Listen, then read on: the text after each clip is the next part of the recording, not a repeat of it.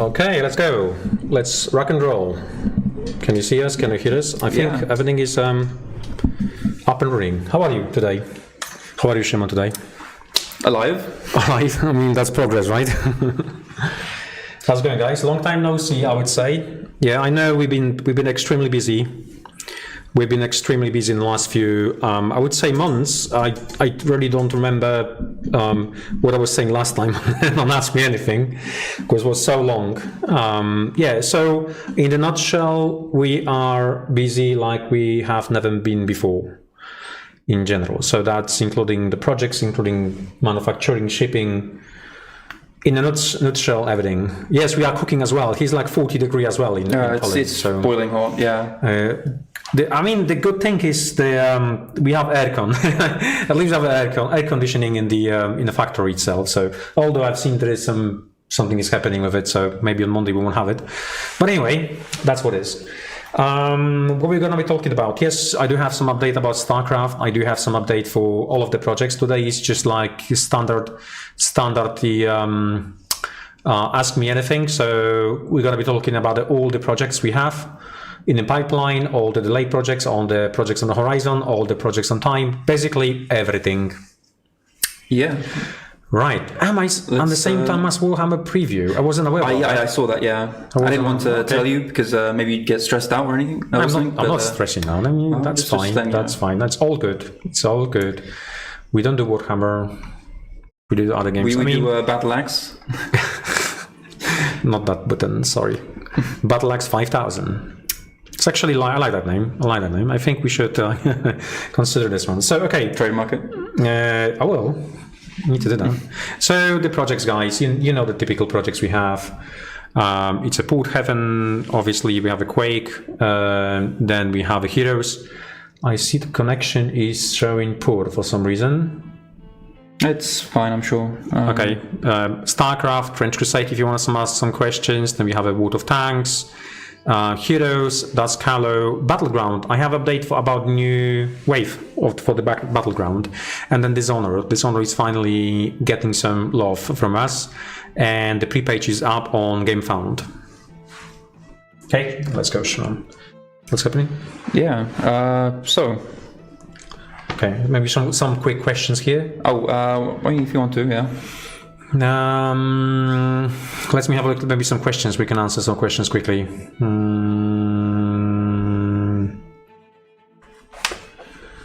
Right.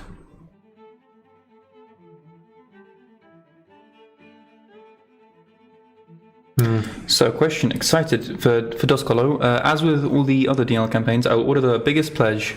How is it with the tower? Will the color scheme of the Prismacast versions work well together? We're still working on that plan to show you all the color schemes. I do have a bunch of plastic on my table, and later on in a presentation I will switch to that camera and show you everything. So we're gonna around a small set. I believe this is just a basic small set. That's what they told me, and the all-in will be about 8 times bigger than this. Mm-hmm. So we're gonna get there. Regarding the tower scheme, like the outside of the castle, it's all gonna be like similar. It's all gonna be like bricks, and same with the tower. So do we put somewhere something we shouldn't put because somebody's asking about. Whoops. Right. Shimon was saying something? Yeah, as I was saying before I was interrupted, the outside of the castles was going to be similar. The full height walls are, the back is designed to be like bricks, so you can pretty like seamlessly use them with the other sets and also with the tower. Cool. I do have a full update about shipping, guys. Just give me a few seconds. We're gonna go to those slides just in a minute. No worries. Let's jump in maybe to questions, right? So, Shimon? Yeah, so these are from the Discord. Heroes, are stretch goal boxes, regular and crystal, between the campaigns the same, or does the content vary between them? So, yeah, between the campaigns, they are different. Like, crystal... So from the first campaign, you have the regular and Azure stretch goals. Azure stretch goals were like neutral units from the first campaign, while Crystal from the second campaign are this campaign's version of the neutrals, the miniatures themselves. And yeah, the regular stretch goals are also different. Yep. I've seen the answer for that question from one of the PMs, project managers. He said something about the crack hack not being part of the stretch goals only because it was the. So if you want to go for the previous stretch goals for the previous campaign, because that might be the question as well about the again all in. So only crack hack is not going to be available, I think. Let's go for the next one. Yep, so for the upcoming Home 3 campaign, since it's going to be the last campaign, do you have any plans on adding an option to buy empty big boxes for previous backers? So again, we've gone through this many times now. We're not planning on selling any empty big boxes just because logistically it's an absolute nightmare. Like transporting that many empty boxes through a ship, it's very difficult. They often end up damaged, and they end up taking a lot of space, and they're all empty inside as well. So transport is expensive. It would honestly not cost much less than like a brand new box. There was one. This question was coming back and forth like a boomerang, and I did answer this question a few months ago. It's just purely about how much we would have to charge you for this box, like even for the empty box. And if we show you a price of $20-25 for the empty box, you're gonna call us crazy. So we just don't want to do it because that would be probably the price we would have to go for it, because we have to ship like empty space, like Shimon just said, like an air through container, and that costs money and packing costs and everything around it. So there's no business case for that. So, and it's easy to actually then being called like a lunatic just because we put the price as it should be, correct one for that one. So yeah. Is it going to be possible to get the original boxes set alongside the releases of the 3 new expansions? I think yes. I mean, yeah, definitely yes. The Hero 3 campaign is going to be last one. That's it. That's everything we have going to be we have used. And yes, you're going to be able to get access to the previous boxes as well. I'm a little bit afraid it's not going to be cheap if you just combine all the 3 into one. But then we're also going to be offering, I think, just individual boxes or even stretch pay. And then stretch pay needs to be like spread out for a good amount of months. I think maybe even 10 months.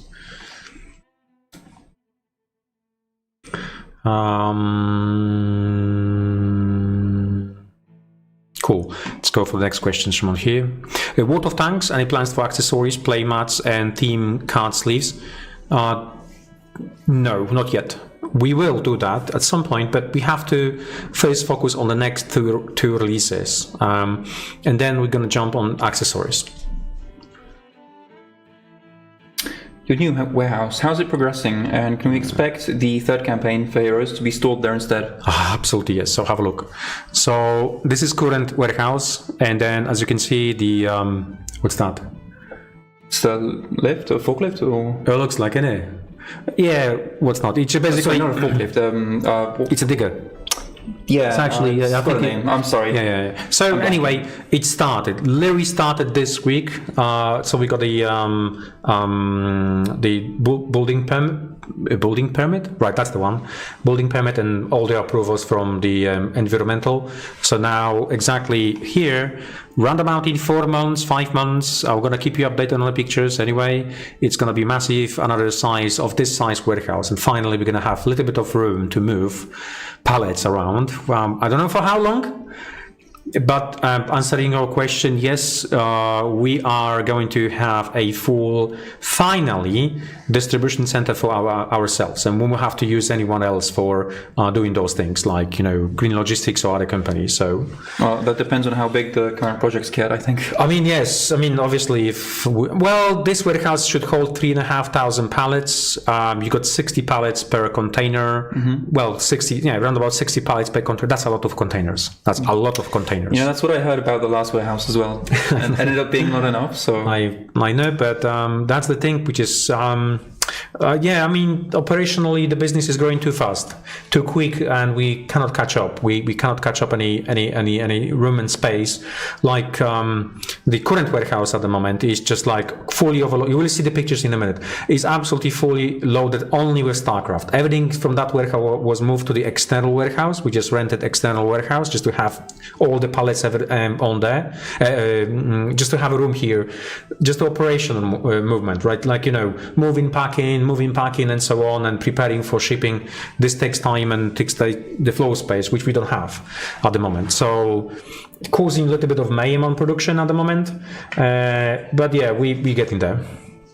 There are plans already for the new place, and also plans for the old place. So the old warehouse at the moment, where we have partially only small production section, which we make boxes, that's going to be expanded to also do cut manufacturing and many other things. So it's all like a global kind of business plan we have in mind, and I had in mind like my strategy. At the end of the day, I have to build this strategy as a CEO, but the strategy is to basically be in fully vertically integrated company. So vertically integrated, this means we basically don't rely on third party on anything. So we already make miniatures in-house, we already make boxes in-house, we already make almost all the components except two, which are cards and dice. So at some point we will have to have those things as well. So yeah, we're going to be a little bit better than Games Workshop at something. fully vertically integrated company. So we just need to start sourcing the plastic as well, then we'll be it's getting better now. When's the oil refinery coming up? I mean, I did say that one, and yeah, we were extremely lucky. It was actually one of the best decisions of this year, my decision, because when in February, when the plastic was extremely cheap, like really cheap comparing to previous years, I told my team to order 400 tons of plastic. So we were the only one actually having that much plastic on stock available for our production, and last month. So it was like 2 months ago I had a phone call from other companies saying, "Oh, do you have any plastic?" And yes, I do, but I need for my projects, and I don't know when the plastic will be available. So it was cool, at least something. Mm-hmm. So we save ourselves a lot of money on plastic, loads of money. I mean, at the moment, plastic is around about 45% more expensive than it was because of the lack of oil. Or yeah, let's go. Yeah, you skipped a question, but Port Haven, what is the current shipping status of the project? How much was already sent out and what's still left? We haven't started shipping yet fully. We're just waiting for the last component, which, to be fair, kind of dropped the ball on our project manager.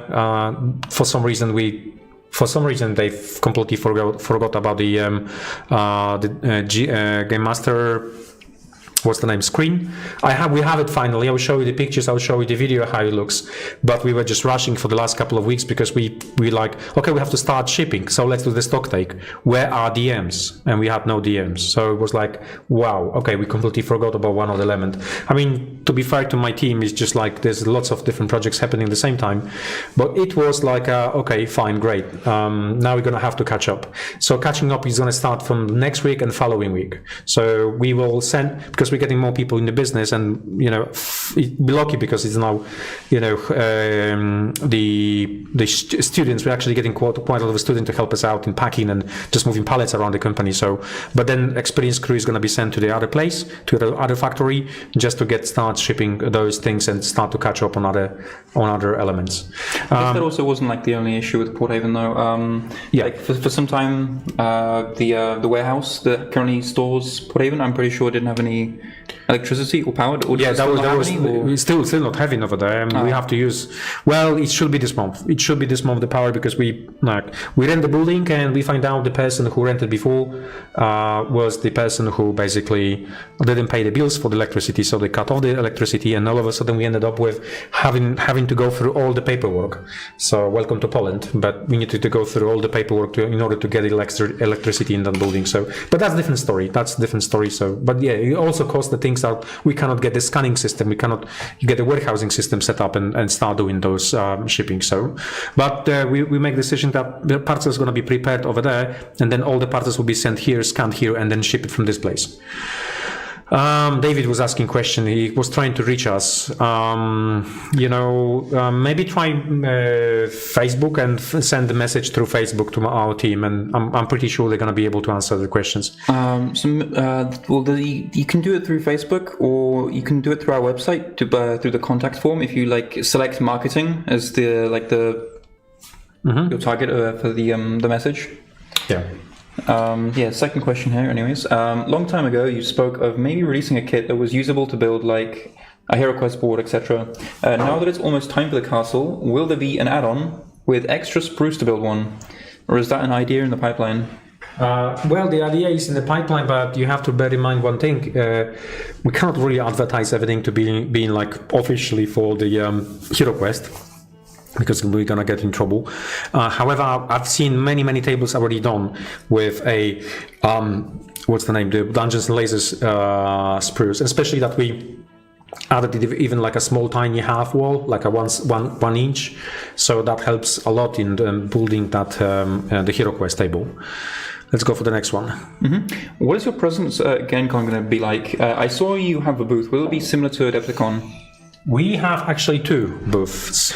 One is the small one, which we always get, which is tiny one, and then that's kind of Gen Con is difficult to actually get any space. And the second one is actually 50 square meters. We share that space with Trench Crusade, so we're going to have two booths. And on the Trench Crusade one is going to be only dedicated to StarCraft, where the other one, the tiny one, is dedicated just to for everything else. If you want to just purchase any of other products. Okay, I'm pretty sure there's going to be also some retailers that are going to stock our products as well. Yeah. We have like several retailers that's going to they're going to be with us.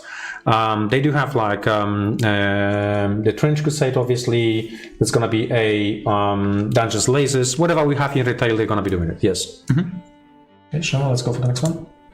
StarCraft, can you break down the price for the Siege tank, since it's the priciest, but any other Wave 2 unit might do? Like you did for the battle, meaning costs for 3D design, cutting, manufacturing, the tools, and maybe even the part Blizzard is getting, as long as your contract allows you to speak about that. I think something that might cool some heads down a little, in addition to showing the sprues and finish model, of course. So they think that it's too expensive? I mean, probably some. I don't think people have actually seen the model physically IRL as well, so no, that might They have not. In terms of the number of sprues, you actually going to see exactly the same amount of sprues as Belor. So 6. Yes, and then you have a clearly plastic sprues. Business talk. Anything IP.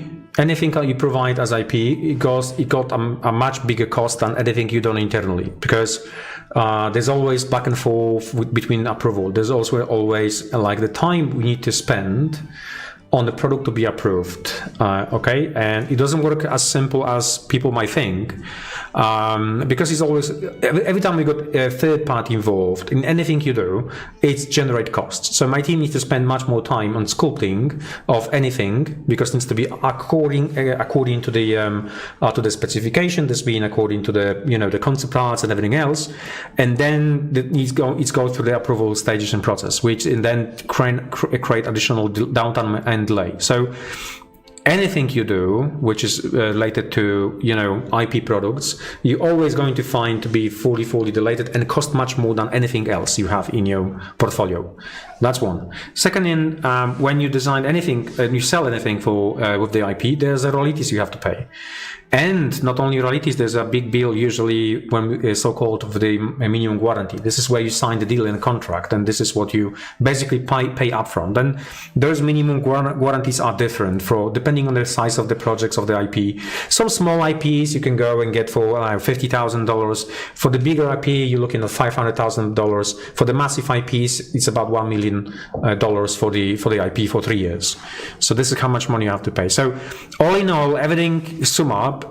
That's the quite a big costs associated with anything IP, with absolutely anything IP. So Am I going to be, I mean, splitting, if I compare to Balor, I would say it is almost the same cost in terms of, well, a little bit more expensive to design because we spent like months for that one. The cutting wise, it's the same cost because it's just machine. Manufacturing the tools will be the same as the Balor. And there is also third party involved, which we have to pay royalties on every single sold unit. Okay? So yeah, the numbers. I won't talk about numbers. I'm not allowed to talk about numbers. Like exact stuff. But like anyways, DNL, with Port Haven delivering soon, can we get or have the scale model updated from the old blacksmith to maybe the male human bartender or similar? It doesn't really make a lot of sense to use the old model scaled up, since that doesn't allow us to actually compare with a model we physically have in hand. With the blacksmith, we have being 28mm, and the version used for showing scale being scaled up to 32. Okay. I will pass this to my team. Right, my team is gonna look into this one. I know what he's referring to. He's referring whenever we show them the models in scale, we always use that model. Okay, fine. I do have a Duskhollow miniatures to show you, by the way. So we're gonna go through that as well later. Will you make new tools for the connectors, please? Make them like you did with the Orion ships. Push out fittings. It will reduce hours of cutting for us. Oh yes. We have to make a new tool. I believe we did already, but I don't think it's designed the way that it's gonna be easy to remove. I will check with my team because this is something interesting. I like that idea. Yeah, I can confirm that cutting out the connectors does take quite some time. We should make the tool, we could potentially make a tool which is basically spruceless, basically. So only you will get a connectors itself. We could do it. I need to speak with the team, but then we have to pack them. We do have like a packing machine for bases, so we could use the same machine for dispenser basically, and then wrap them in the back. That would be actually a good idea. We might save some on the kind of shipping and packing. Let's check my team. Next one, Shimon. Yep. Will there be miniature-based pledge options without the main terrain set? I've been seeing a good amount of people interested in that, and I might be as well. So I don't believe we have plans for like a miniature-only pledge. We've honestly, like, the last time we did that, I think was like DNL 4. Where we also, of course, included terrain in the campaign, because DNL 5 is obviously only miniatures. We haven't done that in some time, and we're probably not going to be doing that again. But you will be able to grab them separately through the add-ons, I do believe. DNL, may we see both the exterior and the interior sides of the walls from the core sets? Let me see if I'm able to do that. Yay! So just quickly, Shimon, tell me, is everything right? Yeah, looks good. So that's what we're looking at. You have this lovely gate. How this gate works? I was basically let's go down the way. Why doesn't? I know why it's not actually. I was trying to breach it. Yeah, you just have to remove that. See? No, they actually work. Oh, they have also small doors. Yeah, I was trying to breach it and almost ready. Anyway, that's what you find inside. That's the interior. This is being hand painted. Shimon, you can basically. They might not hear me, so. Yeah, you may need to. It may be better if you like face towards the camera, the microphone at least. Yeah. So that's the interior. That's the lovely exterior. How does it look, Shimon? Okay, on the camera? Yeah, I look decent. Somebody had a question about towers, so we also have those for the tower. And that's the other one, so you can see that one, and then we have those. Yeah. So, outside, same one, we have a round tower, you have a square tower. That is already plastic. I think this is already plastic injection. Check it. No, this is being still 3D. But we have that on plastic injection already. Yeah, we do have that in plastic, but I don't think it was painted, just because like they just took a prototype of the 3D printing stuff and just painted it up. So, and that is basically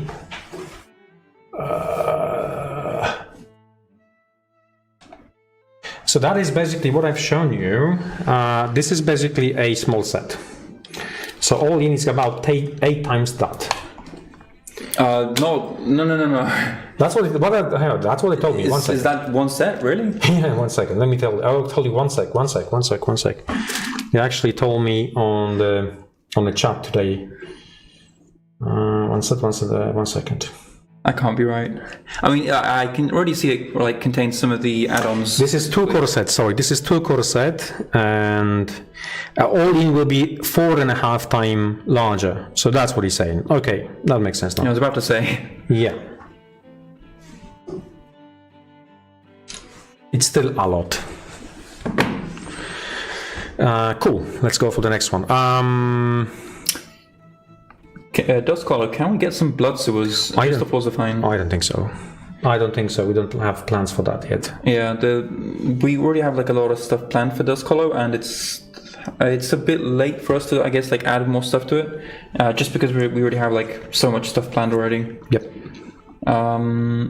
What is your reasoning behind making the Raven the first flying unit in the game? Does it have any specific mechanic that makes him a priority? No, he just wanted it. Yeah, no. It's one of the casters. I really needed casters. So we had a ghost. No. It's for meta purposes. It's pure for the meta purposes, and on top of that, I really like the model. We could have had ghosts. We will have ghosts. We could have had them now. Yeah, no. It's only for meta, then it's going to be first flying, and we play testers this one. It's changed a lot the way you play Terran, like completely different way. At the moment, Terran being played less aggressive and more defensive because you want to get the enemy to fall into your trap, and then steam pack to the hell and just remove the enemy. But now with Raven, you can play much more aggressively. So it actually completely changed the meta for StarCraft, for Terran play. Yeah. StarCraft, when will selecting Jim's weapon be fixed in the list builder? So it's not meant to be fixed at all, because the idea was to change to the new list builder, but it's not working. Basically, the new list building is not working. It just still required a lot of work a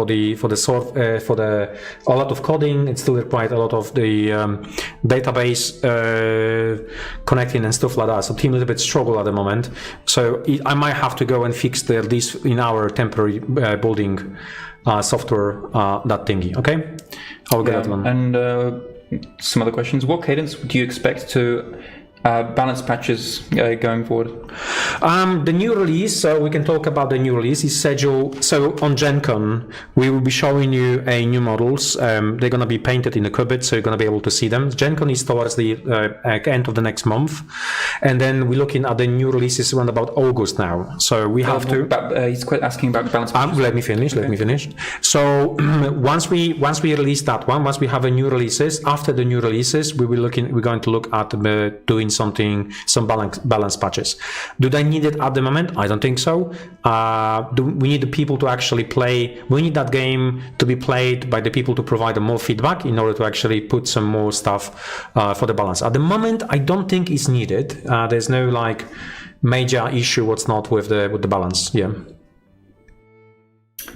And the final question from this person: will there be negative space terrain added in the future, such as water or platform gaps? We don't have this one in mind or plans yet. Platform gaps, I think maybe something, yes.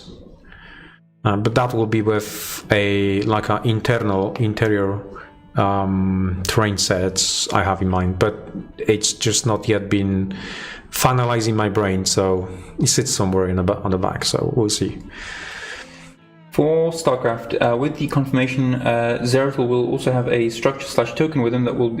Will that mean all heroes have a structure/token with them? I don't think Zeratul will have it. No, Zeratul, it's not having it. Zeratul is 2 miniatures in the box, like physically 2 miniatures with bases. Both it's got bases. One is clear version, one is normal version. So, no, there's not. But heroes, yes. Every other hero we're gonna be listing will have some element of structure, but it's not only a piece of terrain. Obviously, it is functional. So we're having its own function. Okay. Mm-hmm. So another one for StarCraft. Do you plan to release a co-op game mode like Commander mode? What do you think, Shimon? I mean, I think it'd be interesting. I don't know why you're asking me. I don't know. You're asking you because the question is whether this is needed, or do you think that people will be interested in playing something like Commander mode? I think it would be cool once we have some more models. We're still I think quite far away from having enough different factions for something like that. That's what I think as well. But it's a good idea, and maybe for the future. And after the release of the official dice is complete, do you plan to produce dice with numbers instead of pips for StarCraft? No. No. The reason is it's difficult to actually read them, and yeah. So just on that. I've read many studies about fatigue, so basically eyes fatigue and play fatigue, especially when it comes to the dice games. There's a reason why the PIMS works, and they've been working for the last 2,000 years. It basically doesn't cause that much fatigue because you analyze by looking by the picture. So you look by the picture and see 4 PIMS for some reason. The number you have to analyze, the different part of your brain is actually analyzing the number itself. So when you see number, it just became more after rolling many times, it became really you feel the fatigue. So brain fatigue, I would say. So I know it sounds crazy, but it is what it is. Next one. StarCraft, are there any plans to make alternative rules for smaller skirmish battles where you move one model at a time, similar to Kill Team or Halo? No, we don't have this one in mind, in plans. What's not? Maybe at some point in the future, some small scale. We talk about this one, but it's just the discussion about it. Maybe we should do epic version of StarCraft in the future. Mm-hmm. But that was only discussion. Nothing being just we had open discussion, nothing else, guys. Yeah. It's not confirmed what's not. It just. And the final question was, if you don't mind, have you considered granting evade rules for cover? Yes, we've already tested that a lot, I believe. We did. It was too powerful and was breaking the game completely. Yeah. Can we see the final DM screen? Yeah, it's on the next page. So I will show you this. Yeah. Can you see? I think the printed in the last update we showed the DM screens on the palettes in the front image. Okay. But I don't think we showed the actual individual. I do have that one. Have that one. So there's question also about the ghost ship and the ship itself. Mm-hmm. Mm-hmm. Let's jump in. So that's the ghost ship in its all beauty. Do you have any banana for scale? Is that 100% final or? Yes, this is 100% final. We ain't gonna change anything. We are unable because they've been already packed into boxes. So that's what you're going to find. That's what you're going to get. I mean, in general, I think this one is fully glued. So this one is fully glued, and you can access it. I won't be able to do it with one hand, by the way. I can't do it with one hand. I want to show you this is the third issue. So that's what you're going to get. I will say the color is a bit more saturated on the camera than it is in real life. Yeah, just a bit. Oh yeah, it is. It is. Sorry guys, the color is very saturated on the camera. I can tell you right now. It's much more what's the name? What's the name, Shimon? How we should call it? It's bluish, but it's not as that blue as you can see on the camera. Sorry for that. It's the camera thingy, but yeah. But that's the size. And comparing to Dragon, that's one of our dragons. I mean, it's a huge one, right? And that's the final ship as well. You will find it. That's the pre-painted one. Same story. I think everything is not blue. So I can show you inside. But you have seen that one several times already.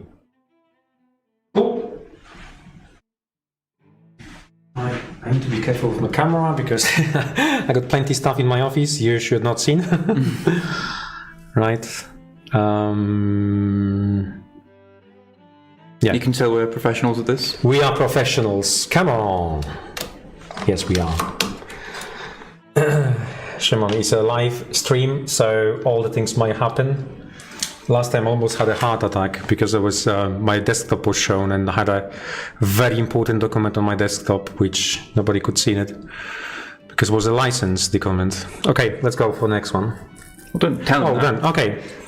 So, no, I did remove that one from the live stream. I just spent some time to figure out how to remove it quickly. So I cut the thingy in half. So anyway, that's what it is. That's what you probably have seen on the update, and that's the video. Can I play the video? Let me play the video.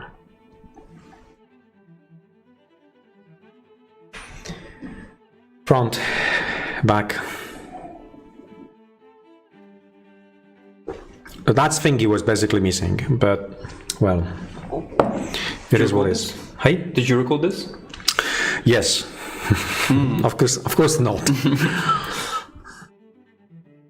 I was about to say, seems like a nice place to It is a play. nice place. That's it. Voila. Hope you like it.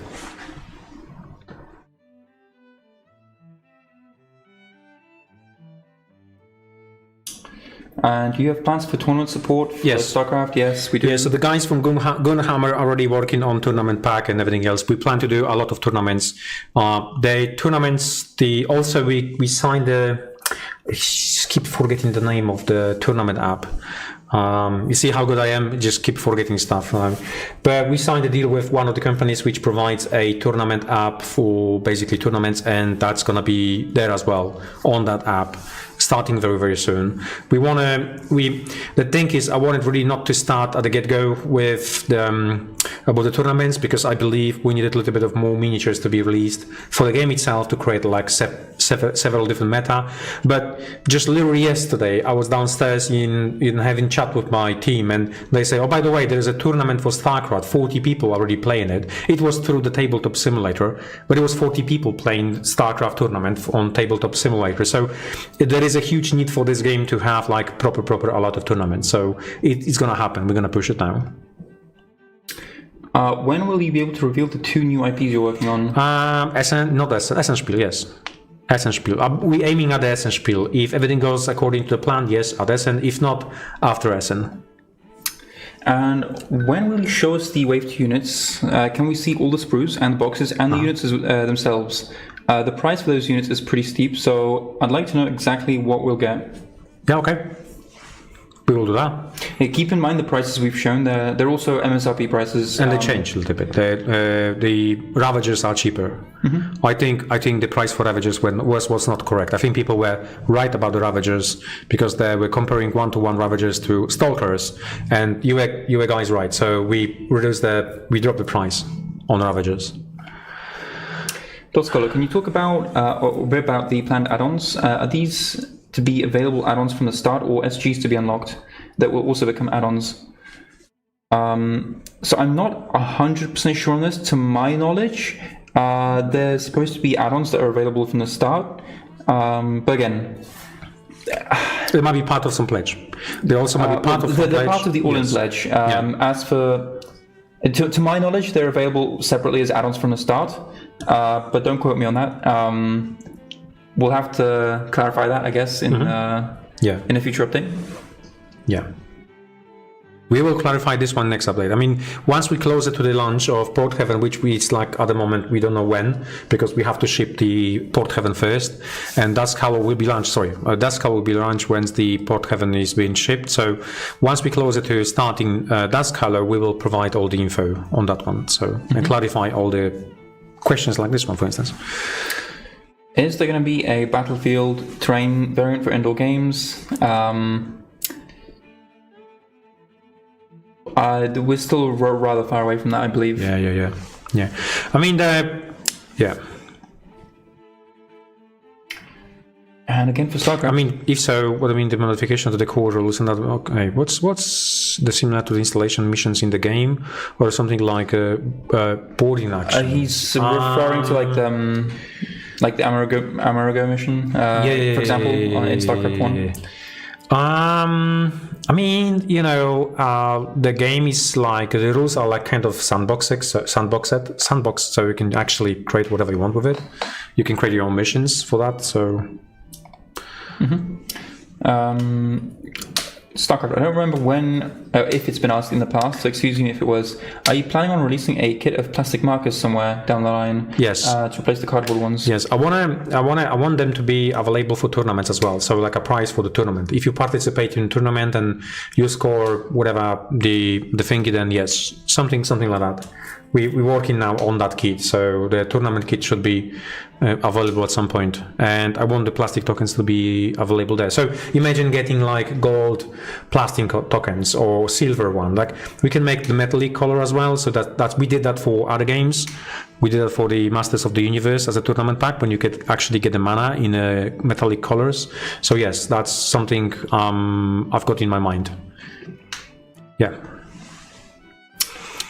What's your view on the core rules edition? A system similar to Battle Axe 5000 with the revamp of the rules every 3 to 5 years. A more standard system where the core rules remain the same, but small addition improvements are done over time. I mean, straightforward, if you're asking about the planned obsolescence, because that's how it's called. No, we have not planned any planned obsolescence for this game. We are not as that big corporation to actually think about any planned obsolescence. This game's got a massive potential to grow, and it's not needed. If the game was like size of Battle Axe 5000, then yes, maybe we should like think about planned obsolescence. But at the moment, I think the rules going to stay as they are.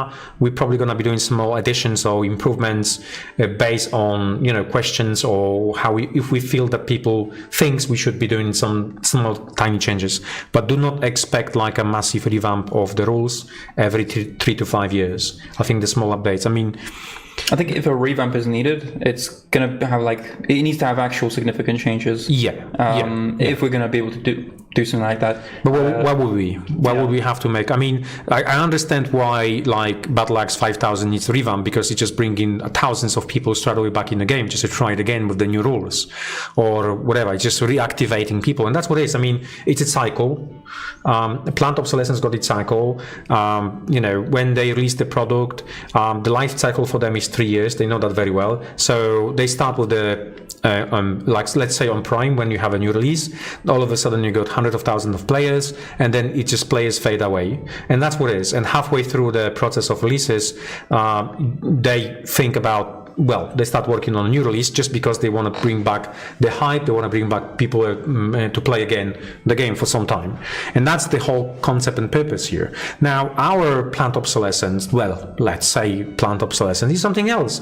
We have a potential to release many new units, many new fractions, sub-fractions. So every single planned obsolescence we build, not planned obsolescence, but I believe that changing meta in the game has got a bigger effect to the audience that actually going for the new editions of the rules, because it's artificial, like, what I'm saying, so that's that. Did I say that correctly, Siobhan? Close enough. But basically, we're just going to be releasing stuff, and it's going to be cool, and you're going to be buying it because it's cool. Thank you for translation. Let's go for that one. Duskhollow, can you honor... Oh, sorry, one thing. I believe we did miss some questions in the previous slide, so we'll just quickly go back here. Which one was it? This one here. So when will we see the PDF be available for the campaign? So I believe the final pages of the book are being currently assembled right now, and it's going to be sent to the printing house. The printing house soon. I would like to say next week, but I'm not 100% sure. Hold on. Oh, we're not done yet. There's the final question as well. We'll get the shipping update. Did I not mention the shipping update? I'll just address it formally as well. Regarding a shipping update on GameFound, yes. This question specifically, we already sent a shipping update as well some time ago. Okay. For Porthaven. So yeah, this question is slightly outdated, but I'm running because we have lots of questions to answer, and then the board is actually on fire in terms of questions, so we're gonna have to go back there as well. So sorry for the skipping some questions if we skip any. Did I skip any here? No, we already answered those. One, but it's fine. Duskhollow, can you honor the 3-inch core set for maybe 2 take extra pledges? Can you honor the 3 core sets for 179 plus tax, or maybe make 2 extra pledges? So I believe this was there was like a slight situation where we accidentally showed off some incorrect price points. Essentially, what you see on the page right now is what we currently have planned for the campaign. Obviously, it can still change, but we have two core sets planned for the second pledge tier. We're not going to be doing 3. As for 1 core stretch goals, super stretch goals at 139 tax, it just looks too bad as a deal. Most people, they don't really consider the super stretch goals as like part of the product, as much as like the core sets, because the core sets are more tangible. If we offer 1 core for 139 tax plus tax, people are going to be comparing that to like the rest of the campaign, and I don't know, it just looks bad. Maybe we'll think about it, but I'm not going to promise anything. Okay.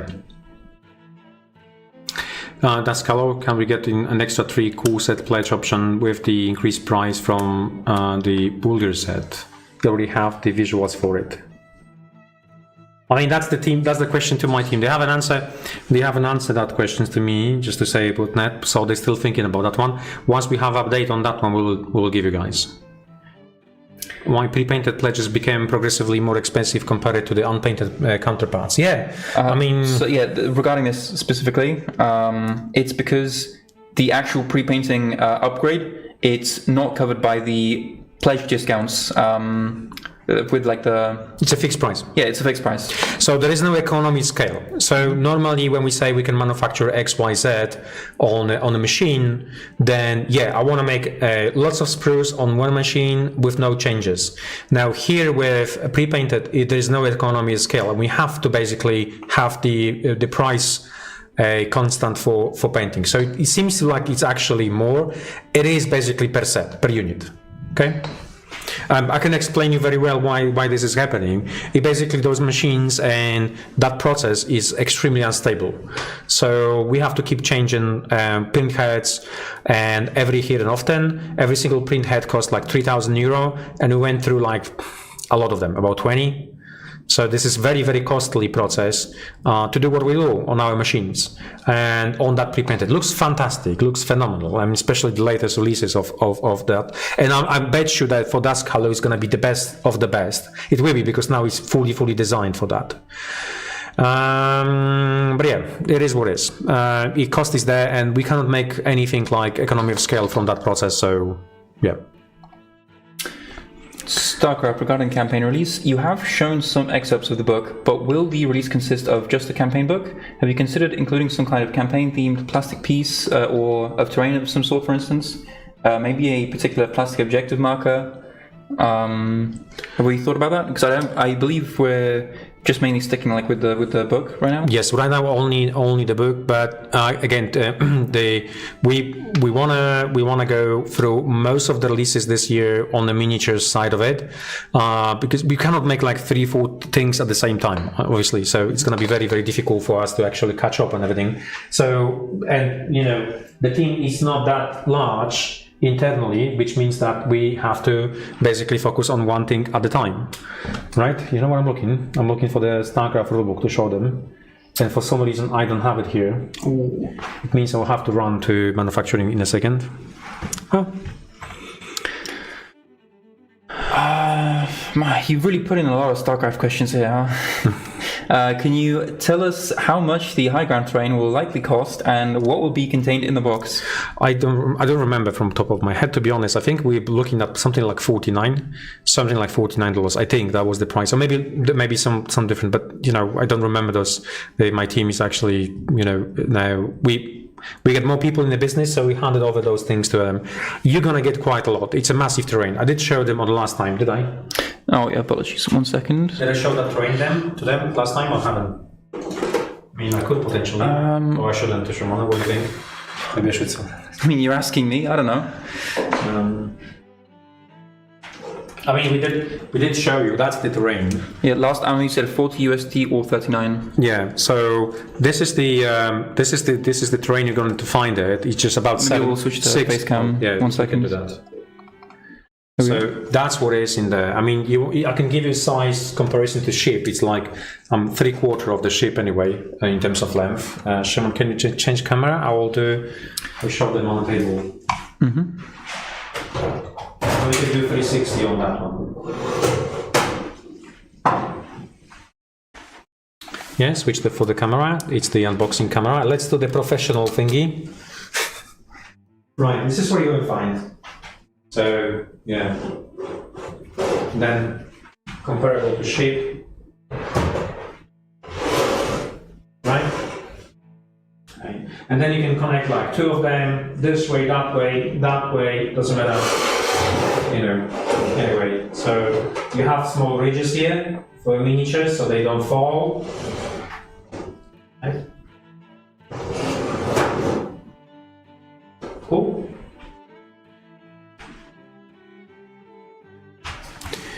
Right. Okie dokie. Cool. That's the live Ask Me AMA, so anything might happen.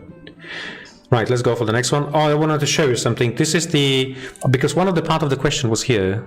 Sorry, that one. Yeah, EU shipping seems to be going from small orders to big ones. Are all-in orders last ones to ship, and when can we expect to see all-ins being shipped? It's going in the mixes, so it's not always like that. I will explain to you. So this is packing basically the biggest orders. This is the box you're going to get it. And I'm showing this video. So we basically we pack those boxes here. That's our software for the packing. Make sure there's mistakes. So we can do roundabout.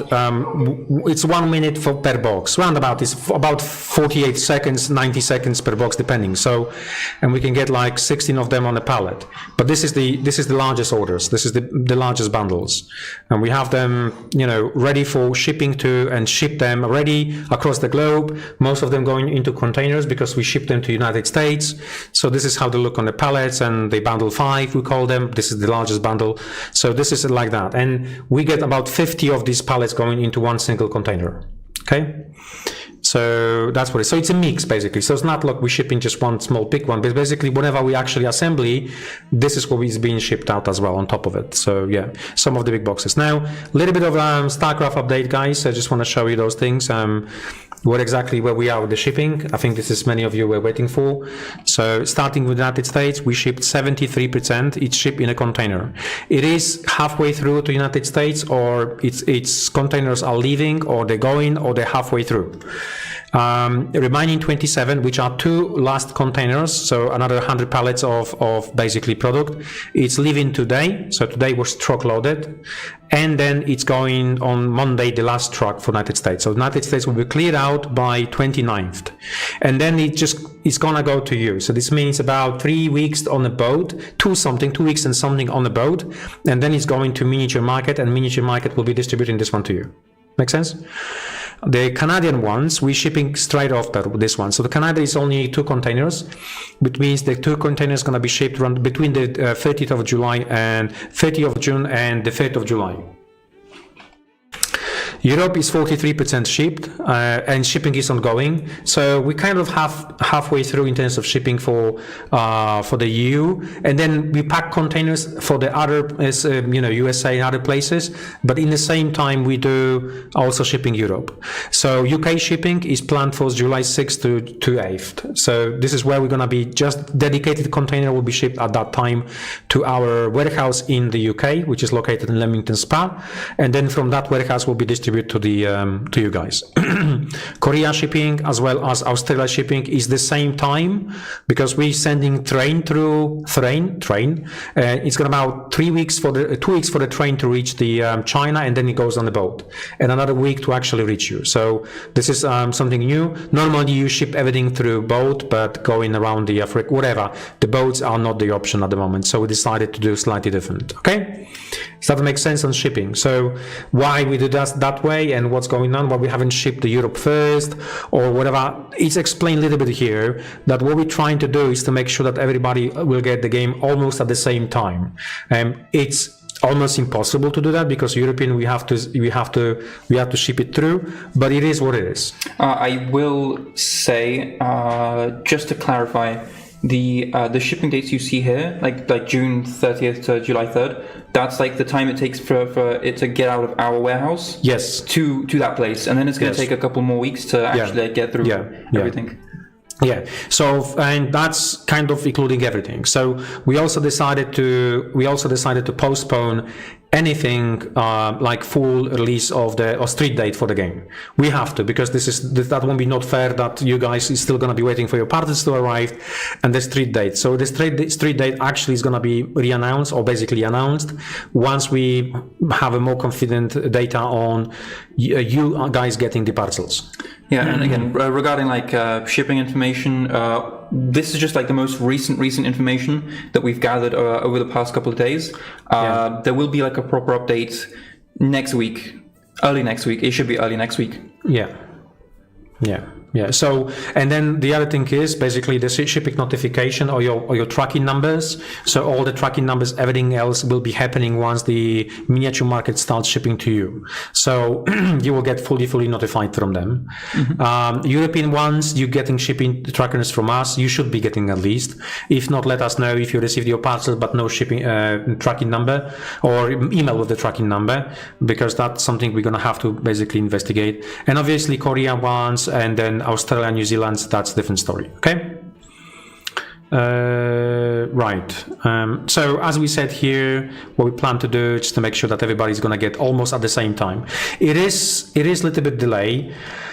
It is delayed. I mean, it's the biggest project for this company, and I said that last time. We have to clear the warehouse 5 times and rebuild the warehouse 5 times with the stock, and it's physically almost no room to move every time when we do that. So we effectively have to plan the way to run it like that way. In the future projects, if the company grew even bigger, because obviously you have this like massive wave, and then everything like goes to the normal. Once it goes to the normal for the next wave and releases, it should be everything fine, and we should be much more. I mean, after the scars, we just got it now, and the experience of dealing with such a big project.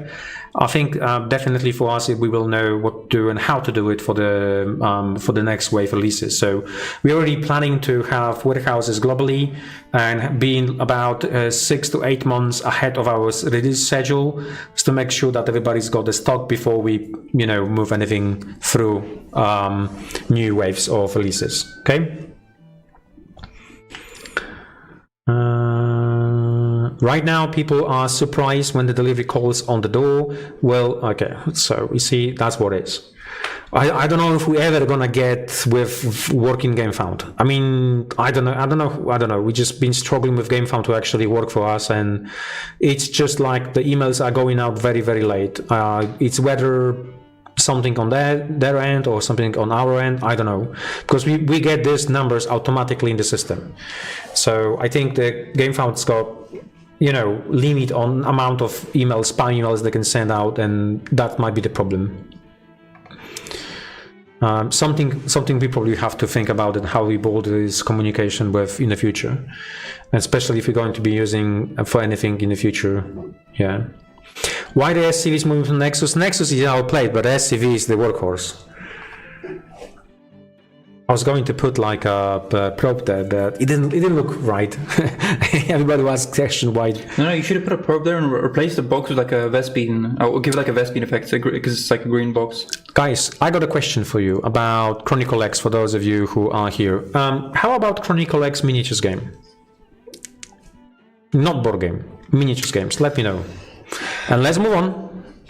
Let me know. We do have several tools already done for the Chronicle X for the miniatures. I'm just thinking about co-op game, something similar to other games which gonna be out in the future. You know what I'm saying? So let me know. Yeah, there's a very specific one you have in mind, probably when saying that. Yo. I mean, if it was actually like conceptually like that, like you're I guess alluding to. Yes. I think it'd be pretty interesting. I know. Playing this level of heroes against aliens and having automa, even DM if needed, that could be a good fun. Much better fun than actually board game itself. So it crossed my mind because we could do that. I want to go more into miniatures games than the actually board games because I have a team. The board game team is fully occupied with the board games at the moment, but miniatures games are different animals. So I've been thinking about that. Now the license for the Masters of the Universe expired next year, right? Do you intend to review it? Yes, renew it. Definitely yes. We have a product, working product, which sells, so why not? We're just gonna carry on doing it. Let's go for the next questions. For Trench Crusade, are you continuing to finish the new Antioch range and plastic before going to the other factions? I mean, regarding Trench Crusade, I'm pretty sure the pace of releases is not really like up to us.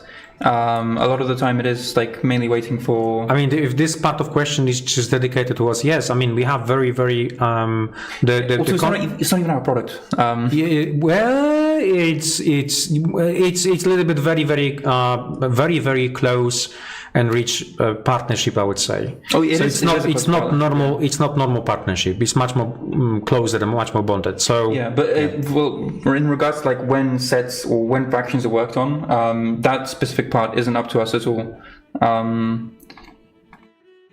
We like work together on a lot of stuff, but it's up to them essentially. Is what I'm saying. Other question: are we going to see the new starter boxes soonish? Yes. So as I mentioned a few minutes ago, you're going to see, and there's also a question here regarding when you're going to see the minis in the retail and so on. The street date will be in August. So the moment when we're going to hit the street date, we're going to go August. Yeah. That's it, right? Yes, in August. It means that's going to be a moment when we're going to be reopening our online store as well. We're going to have a one-player starter boxes for each of the factions. They've been designed. I do have them in this. I can show. Can I show graphics? Oh, they know that they are already there with the graphical team. So, but we have them designed, and that's what it's going to happen. Would it be possible to get a rough estimate on when delivery to businesses will start? So I believe, as you said earlier, it's currently postponed, the street date, simply because we're fully focusing on that doesn't mean we're not shipping. We're also shipping those things as well. So it's like happening everything in the same time. We have to, because we need to clear the warehouse. So, and then they're going to be arriving a little bit after the business to customers to their locations. Yeah, as a local community, of course, we're trying to spread news.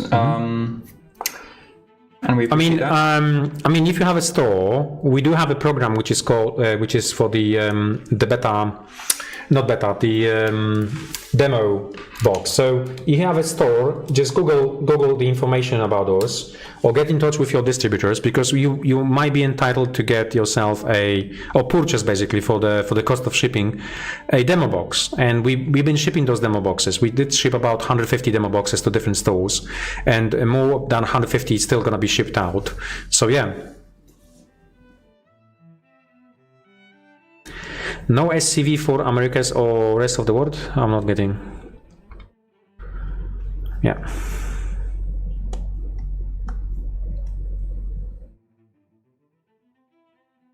Cool. What models / units are coming in future waves? At your offices, are you most excited to release? For me, a siege tank. At the moment, at this wave is siege tank. Actually, Ravagers.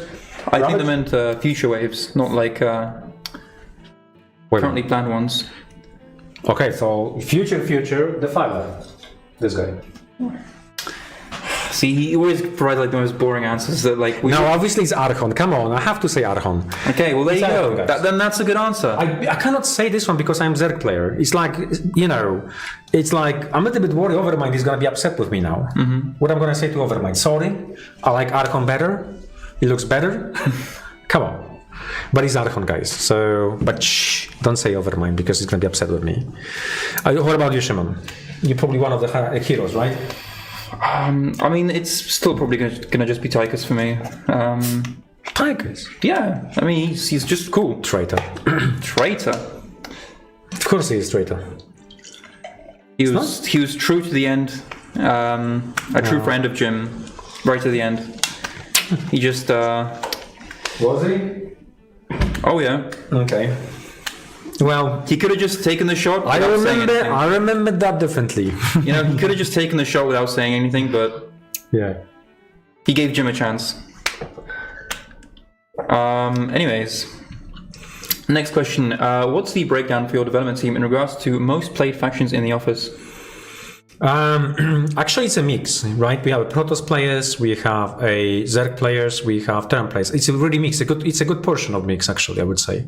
It's not like a dominate. I mean, Protoss is always fun because it's slightly different than anything out there. So people who play tabletop miniatures games usually wants to play Protoss because like, wow, it's something different. But yeah. Who in the office the most wins at the moment? Oh, well, I don't know who's got them. Probably because the team spends more time actually here in the office playing the game for playtesting, and that's what they playtest constantly. So only play with the new units and new elements. It's mixed, but I would say. I think with the new releases, Terran was a little bit too powerful. So I know they needed to tweak a little bit of Siege Tank, and actually came that one from the beta testers as well. The Siege Tank was a little bit too strong. Any chance of doors or openings going into the curved walls of the Duskhollow towers? I already showed those on the video. Okay. Yep. And how will air units change the game? Do you foresee a mostly aerial force being viable and fun to play? So I mean, I assume that's going to be like dependent on. Yeah. On the. I mean, first of all, the game is designed that way that it's going to be quite difficult to have all air units because you need a slot for that, right? So you're always going to have like a little bit of mix of units.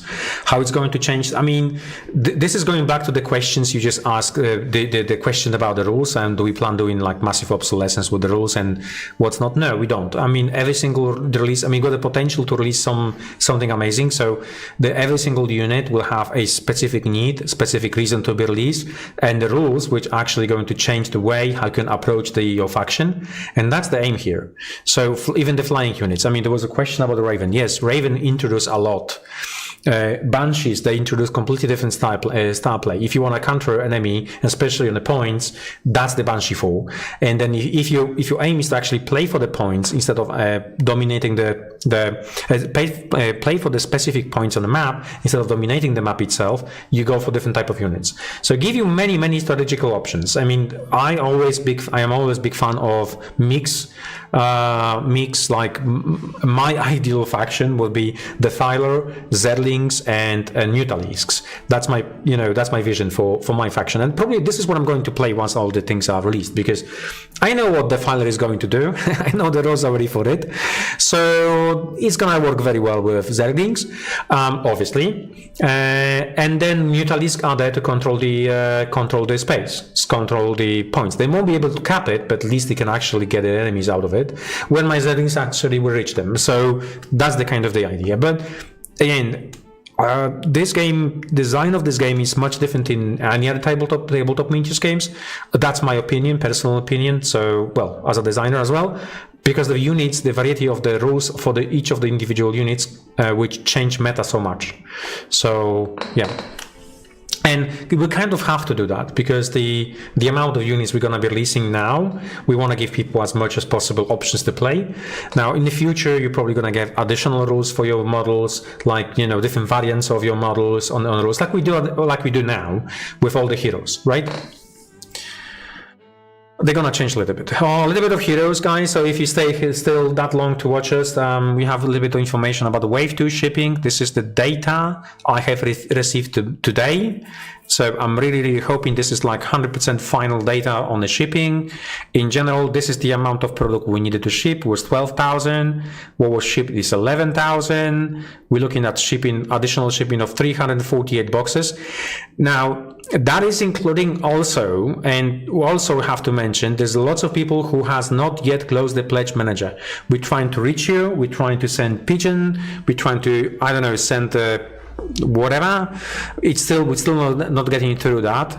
Now we have also Wave 2 language shipping. So order it was 6,000 boxes. We ship 400 and 300 boxes to be shipped 1,300 boxes. Make sense? I hope it does. Now, this not include one thing, which is the late shipping. This means the ones which we have received after, I think, June orders, which there are about 2,000 or 3,000 of them. So the team will be focusing on those ones. This one is out. But however, the situation with the shipping all those from the green logistics, because it wasn't from our warehouse, was from the third-party warehouse, improved a lot, as you can see by the numbers, right? I hope that makes sense for you guys. And yeah, I think like the storm are, you know, kind of finished on those things. Just to mention to you and just to give you some info, we reached 15,000 people who sign up for the new campaign. If you haven't yet, just go on the GameFound page, just go for the Heroes of Might and Magic, the board game and the Factory Bulwark and the Forge expansion, and then you'll see the project. You can always go and watch the project. For the heroes, just to show you quickly, that's the new miniatures. I know, I know, guys. But there's also now a page, very nice article about the Lord experts. So we do have a good law experts for that game working with us. Do you want to add, Shimon, anything about the heroes, the board game, before we move on to the next one? Honestly, just want to mainly apologize it's taking this long. We know it's been a long journey getting Wave 1 and Wave 2 out for the second campaign, but I mean, again, we're hoping it's going to be much smoother in the third campaign. I know... it's going to be much smoother if we're going to do that, I think. That is the hope, at least. No, it's not the hope, it's the way we're going to have to do it, because not relying on a third party is just... That's the only one way. Okay, so I mean, we spoke with other companies to deal with the shipping as well. We do have like some options for the future, but at the moment we stay where we is. The battleground, obviously you wanted to see that, so we design a new miniatures. This is one of the ones. This is basically WIP. This is not the final miniature, it's only a work in progress. So we focus on a new wave of releases, and the new wave of releases is coming according to delayed now plan, but it's happening. So I want to show you the minis, and obviously we have a bunch of additional concepts. This is interesting concept because the team designed the ramps. So as you might know, the battlegrounds got hexes terrain. So now with these pieces of terrain, we're going to have also ramps. So this add an additional layer of the play above the ground, which I like it a lot. I think this is a very neat idea.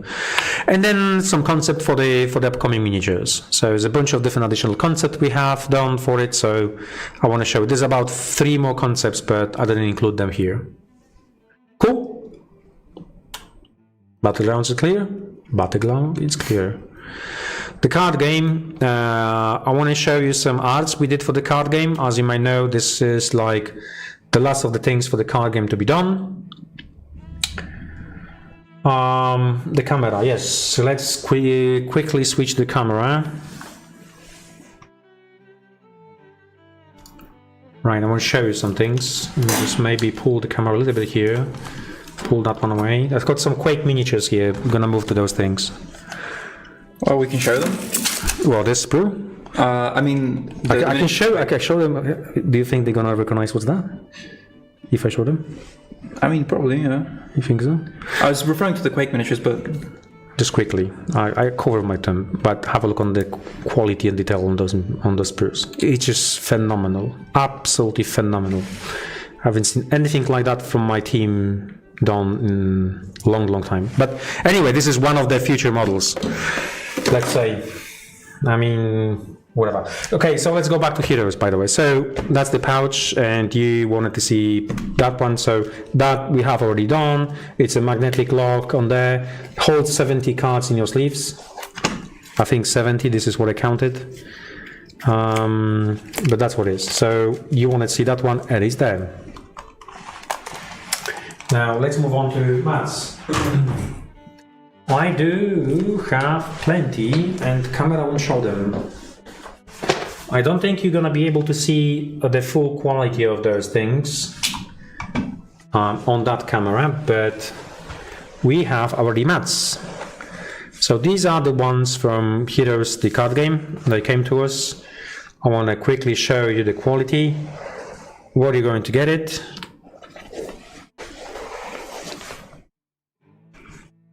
Have a look on that. So amazing art by our artists. Just so phenomenal, absolutely phenomenal.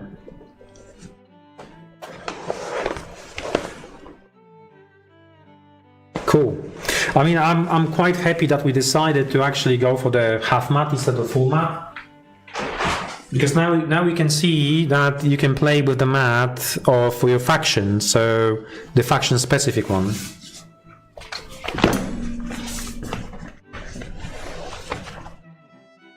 Have a look on that. Oh Jesus, it's mine. That's mine. I'm taking this home. Right.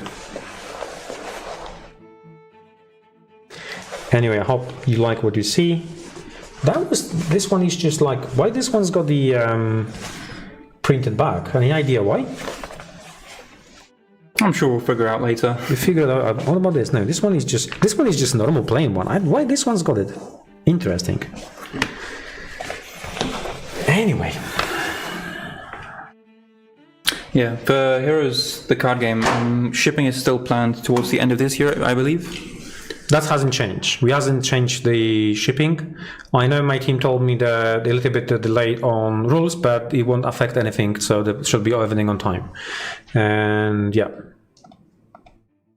I mean, you know, guys, I mean, everybody knows that, and it's like, you know, we've been doing very well over the years in terms of shipping everything on time. Like Dungeon Lasers was always on time. Most of the projects we have shipped were on time. This year, something really happened. Started with bloody Heroes and third-party company. We couldn't get them to actually ship Heroes, right? At the beginning of the year. And then obviously other big projects happened. So, and that caused a mayhem because the warehouse wasn't like, you know, we cannot stretch the warehouse to have everything and done all the work that needed to be done. So, but once we clear this one out, and once the new warehouse is fully operational, it's gonna be easy peasy. Hope so. Quake. So last time I did show you a few things for Quake. This time I'm going to show you some minis. So you've seen the renders, and these are the these are 3D prints, right? Yes, they are 3D prints, but they final 3D prints. This means this is what you're going to get them in the board game itself. I mean, this model just picks. I mean, you know the sound he made when he attacked that. Yeah, okay. Anyway, when I look at it, it's just basically that's what the sound it makes. Right. These are so cool. I mean, they fully approved, so I'm more than happy to show you. But that's the Quake miniatures for the Quake game. It's only heroes here and some enemies, but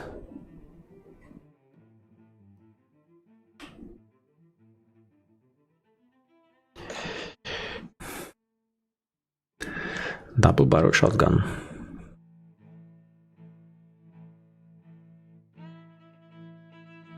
right?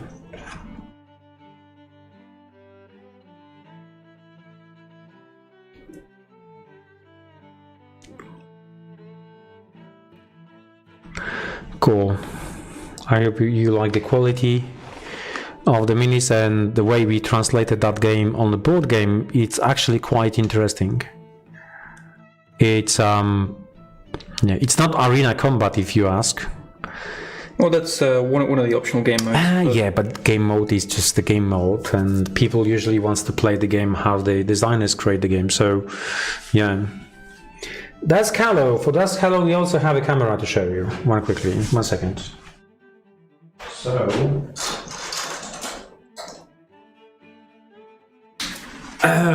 because of Duskhollow is so delayed in terms of start. Yeah, we have a lot of stuff ready to show, much more than usual. I'm just reading. Did I did something wrong? Did I show something I shouldn't? No, it's okay. Okay, sorry. So Duskhollow, because of the launch being delayed, we just managed to start doing tooling for miniatures models, and I want to show you a few of the minis you're going to find in Duskhollow. I know there was a few talks today about the miniatures pledges, because people are keen just to get the miniatures. So here you have it. We're kind of getting better and better in those minis.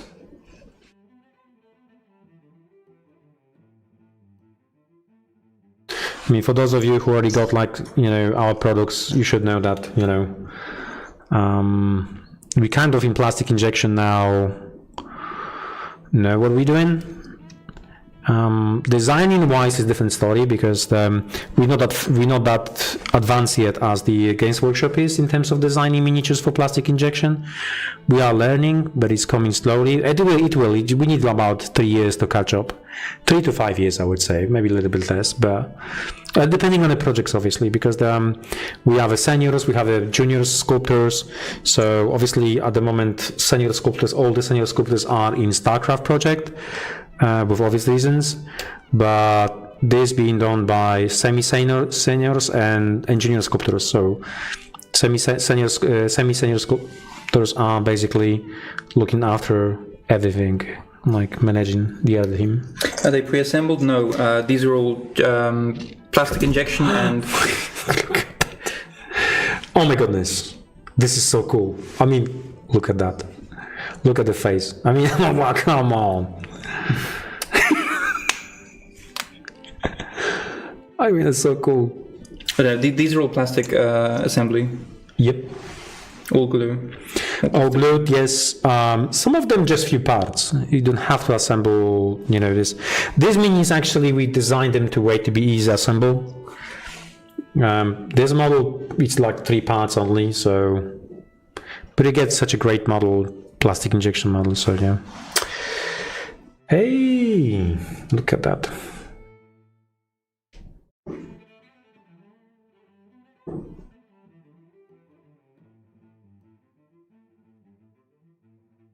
Look at the tiny skulls there.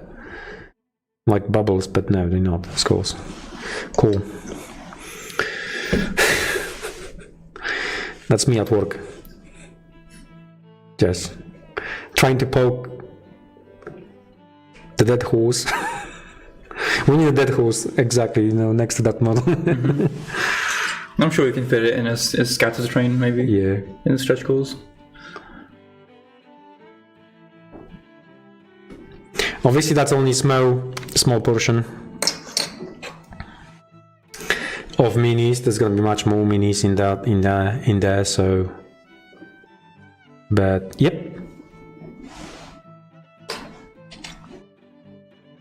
And the last one. So for Duskhollow, we not only have miniatures, we have many tools for We have many tools for terrain as well, which means the project is really ahead of time, or ahead of it. So we will do lots of things in terms of, like, 3D printed for you guys, and not 3D printed, the Prisma casted, just to show you how all the team is going to look finally. So slightly different to the previous projects, different to caves as well, because if I remember the caves, we did show them how the cave is going to look, and it was only the sample, and then we changed the color scheme. But this time around, we're not going to be doing this. What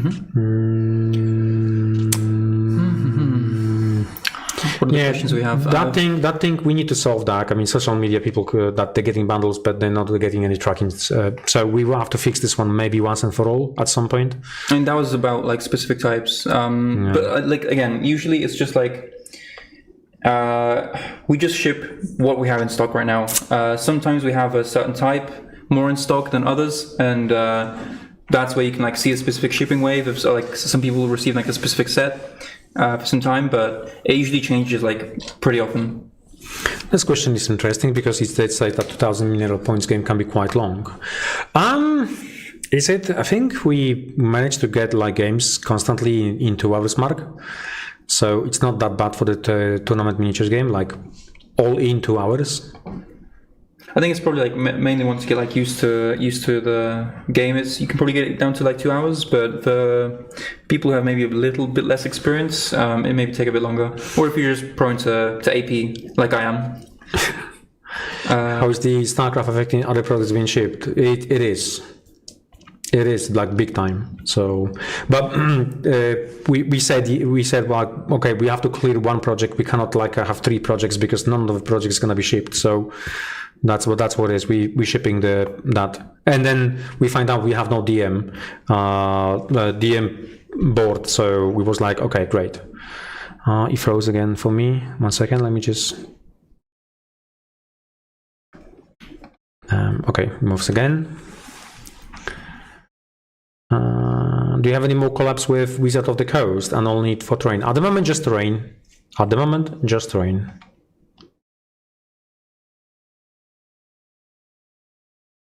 Okay.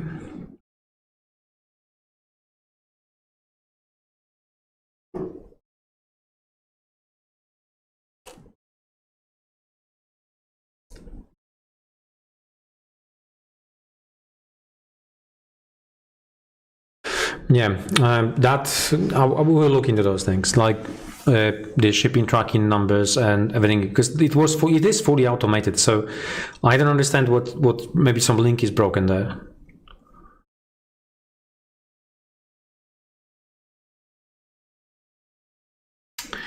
Okay, Shimon, do you see any more questions we should like? No, I did see a couple of questions about Master of Orion. Okay. Do you have any new news to share? Or? I don't have a news to share. It's just coming. We're just waiting now for everything to arrive with us. I mean, luckily, it's going to be after the shipping StarCraft, so there's not going to be delays. What's not?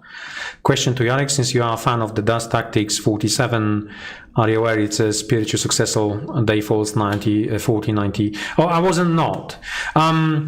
I tell you something. So Simon was actually trying to actively sell, and they did sold actually those tactics.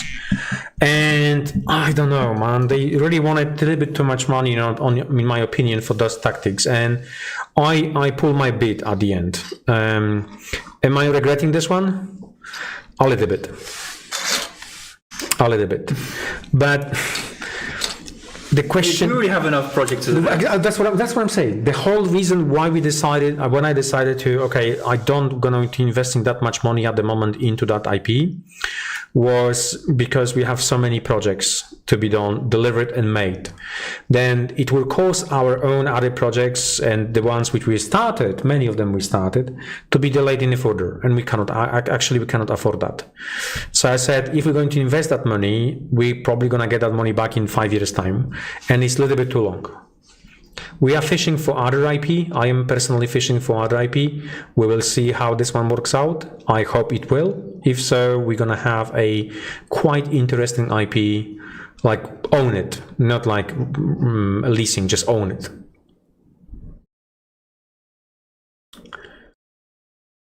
Some rules question. If you have any rules questions, please go on a Discord. That's gonna be the fastest way to find the answer.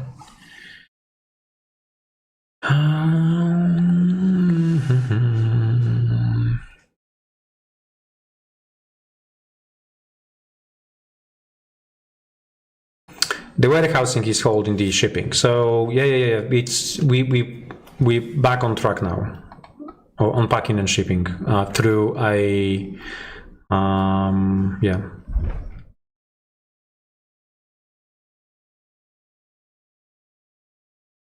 Yeah, that's what it is. That's what I read a long time ago. And same goes if you play with any type of other dice. You'll be surprised how everybody asking, yeah, it's a great idea to make a miniatures game on this D10 because, well, the math. It is. I would say from the math point of view it is. But after you playing a few days or testing a few days and rolling a few times of dice, several hundred times of dice, like after 1 hour you're so tired. Your brain is just, I don't think anymore about the game. I think about what I rolled and reading those numbers. It's not for me. So I'm guessing there's more people like me not wanted to having this brain, being too busy with what number is on my die. I want to just roll and see pimps and that's it. That's what it is. That's exactly why custom dice is superior. Oh, they're not. They're actually exactly the same as numbers. I mean, no, actually, no, they're not. They're not exactly like numbers. You see the vision now? I do see, because the number is I hit from 3+. So you have to look at the number and see whether it's in that bracket of 3+. If it's like 7 or 8 and 9, 10, whatever, you just have to think about those numbers constantly, whether it fits into that large bracket. So custom dice, you have logo on it. So it's like either hit or miss, which is, yes, I would say this is the simplest way. But then who custom dice people hate them? Honestly, who cares? As long as you make the game fun, as long as it's good, as long as you're chucking dice and killing stuff. It's like fine. I was on Adepticon and I was like having chat with several guys there, and just openly about the dice itself. And they said, well, if they want to play new game, one of the maybe small conditions is actually being D6 dice. And I said, why? Because I got my favorite D6 dice. I do have my set, which I got custom made for myself. I mean, I've got this set, I've got casino dice, I've got this, you know what I'm saying? So people's got the favorite dice, like you would play D&D and you have your favorite D&D dice. I mean, obviously you have a D20, shame of D20, which always roll like whatever, 20 or 1. Honestly, no offense to any of these people, but I think they're a bit psychotic. No, my friend. You don't play those games, so you don't understand. It's not true. I mean, I don't play as many war games, but... exactly, so you don't play those games. I used to play a lot of RPG games. Yeah. TTRPGs. So it will say status paid. That's fine. That's all good, because once we ship it, it just changed to shipped.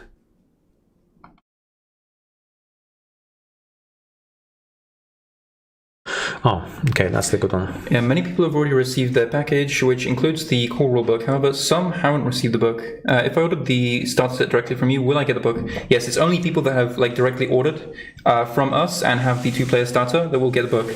And if you didn't receive it initially, we'll just send it over once or as soon as we can. I mean, there was no plan to let's not, a little bit story behind that book.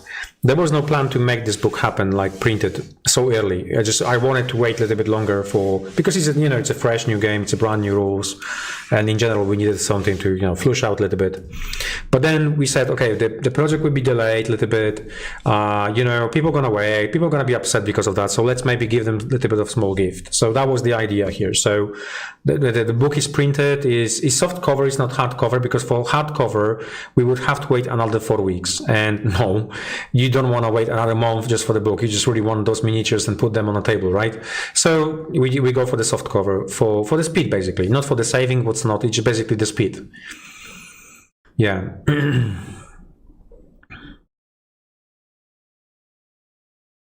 I think that's it. I think we scroll up to where we. Yeah, it'd be better to probably catch some earlier questions. Let's have a look on the bottom. Oh, yeah. There's some more questions. Yeah, I asked about this today as well, Yeah, I can tell you that Starsight, I've seen tooling being done for Starsight. That doesn't tell us a lot. So I would say if the tooling is there, if the miniatures are there, what options do we have? If there's no options, we have to lease it. And build the fluff around that. Yeah, that's what it is. So there's a couple things we want to do. There's one more I think it's still a year off, so don't get your hopes up. No. It's just like you know very well how much work we have, like everybody, on backlog the project on the projects. I mean, there's a StarCraft board game we work on at the moment. There's a couple more IPs we have to work, and the IPs unfortunately take the priority because they cost a lot of money. But I mean, it's no brainer. That was my 5 years plan, which is finishing this year, was about making IP projects. And IP projects for general, just get the IPs, build the company, make all the tools available for us to actually start working on our own IPs. And I wanted to pull this 5 plan just to 3 years plan. So like 2 years ago, we started on a couple of the projects, which was Titanomachy, which was the Star Side projects, Invoker projects, because those 3 elements I need basically. It's like just to close my business puzzle. But back then, some new IPs came through, and I decided, okay, so it was meant to be 5 years. Let's focus 5 years on the IP projects, and then slowly and gradually start moving to our own, IP. So it will eventually happen, and it must eventually happen. The simple reason is that the pool of those fantastic IPs are getting smaller and smaller, and I'm talking about those AAA IPs we think we should be as a business working with. Yes, you may say, this IP, that IP, or what's not. I would say that we're only going for the IPs we believe we can actually create something phenomenal. We're not going for any type of IPs, just because of, right? And that pool of IPs is getting smaller and smaller, so eventually everybody will have to start searching for something else. And speaking to competition and with the competition about what the plans are, every single one is mentioning, we have to do it, and we have to move away from anything like IPs at some point. So yes, are we not going to be doing any IP projects in the future? No, we will. We will. I mean, those big ones we have on the pipeline, not announced yet. Yeah, we're going to continue doing them. Are we going to be making 3 or 4 IPs games every year? No. We're going to focus just on 1 or 2 IPs, like big one. Like StarCraft is the one. Now is the miniatures games, and the plan is for 10 years, for entire decade of releases. Hopefully, we're going to have a strength and health to actually carry on doing what we do. I don't know if I'm going to survive this year after all that madness. No, same. But yeah, that's the point. And then on top of that, we have the board game itself, so that will happen. There are 2 other big IPs, and that's it. I'm not going to take any more IPs on board unless I think there is a feasibility and the team can actually deliver. And if the IP is coming through, they probably won't be any type of miniatures games. Because miniatures games at the moment, we just reached the peak, we reached the completely ceiling in capacity of making models, sculpting models, making 2D art, 3D art, and what's not. And competition just asking question, why you guys not switching to AI, because AI can do now like 50% of the miniatures work at the moment. I don't know, guys. I don't want to do that because it will devalue a lot the value in what we do. But at the same time, it's not needed, because we will create even more mayhem and chaos with having.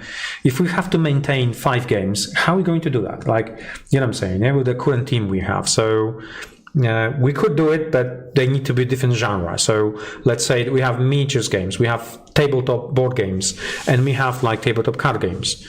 So those 3 things we could do it equally at the same time, just because it requires different resources in the company, even manufacturing different resources. So the card games, as I mentioned, we'll have all the machines in the future. So that's different manufacturing team, that's different designing team, and that different basically overall teams needed for that. So yeah, miniatures is the same. We have our own miniatures, and what I'm saying. Yeah, so. Anyway, it is what it is, guys.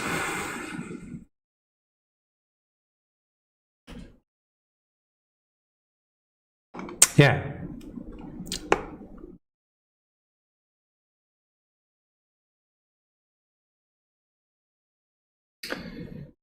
Yeah, God forbid a CMOS style issue. Again, thankfully, it's a bit strange because, CMON had like 20 open projects. Meanwhile, we have like 20 closed projects. or 20 plus at this point. Yeah. We have what, 3? We have 4 currently open crowdfunding projects plus StarCraft, and most of the currently open projects they should either be meaningfully shipped or fully shipped within like a quarter or maybe even 2. Yeah. But we'll have to see. But yeah, we're actually closing stuff. We're actually shipping stuff, which is good.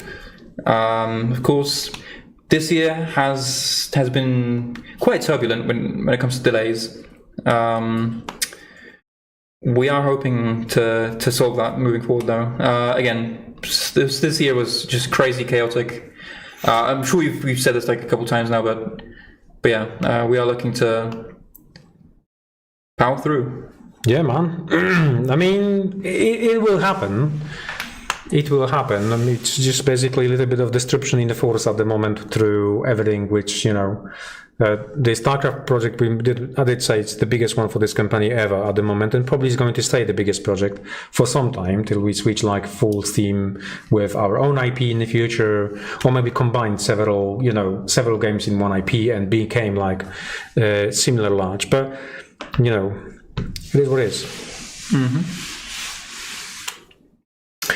Right, guys, so if you have no more questions, I mean, what's the other piece? I'm not going to be mentioning here I'm just spill the beans all the time constantly about the new projects. I don't want to do it. My team will do it where the time is for that. Yeah.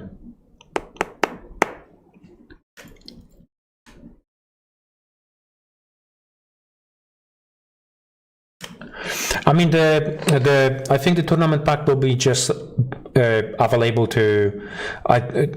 Maybe don't quote me on that one, but we did that with the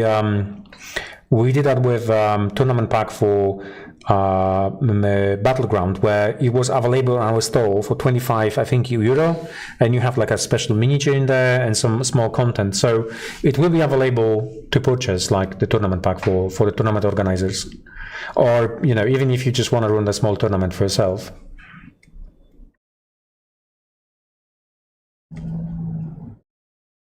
Regarding EU shipment specifically, if it's based on... No, it's not. It's just based on what was just basically downloaded from the database. It's like random. It's really random. So if we plan today to make 300 boxes of let's say bundle 3, and we know that 200 of those boxes bundle 3 will go on a container to United States, for instance, or other country, but 100 which is left goes and is being shipped out to within Europe. So like we were just finishing the big bundles for United States last week, some of them been packed and they're ready, or they already left to a European customers. Make sense? I mean, the terrain, yes. I mean, we will do some terrain bits and bobs in the future. Yeah, sure. Whether it's gonna be like terrain buildings, maybe, yeah.